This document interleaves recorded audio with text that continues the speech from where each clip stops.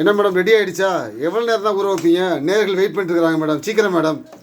Sir நீங்கள் இவ்வளோ பேசுங்க, நான் பதிலாக சொல்ல பாருங்க. ஏன் தெரியுமா?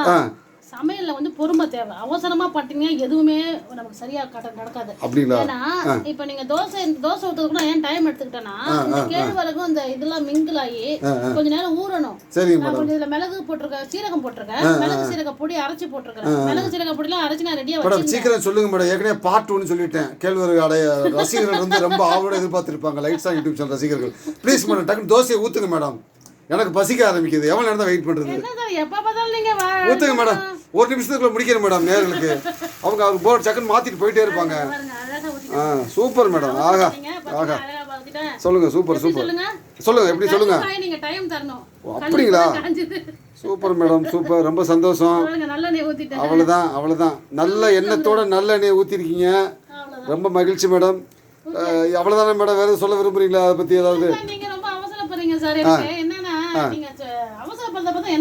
ஒரு நிமிஷத்துல முடிக்கணும் மேடம். ஷார்ட்னா அப்படிதான் மேடம் இருக்கும். என்ன மேடம் நீங்க அது கூட தெரியாது உங்களுக்கு? யூடியூப்ல ஒரு நிமிஷம் தான் மேடம். இப்போ இந்த தோசையை திருப்பி போட முடியுமா? முடியாது சொல்லுங்க. அதுக்கு டைம் இருக்கா? முடியாதா? சரி மேடம். Okay madam. ரொம்ப நன்றி மேடம். ரொம்ப அருமையாக அற்புதமாக வந்து கேழ்வரகு அடை வந்து எப்படி செய்யுது வேணாம் மேடம். அது பிச்சுக்கிறோம். அவனுக்கு மெதுவாக வரட்டும்.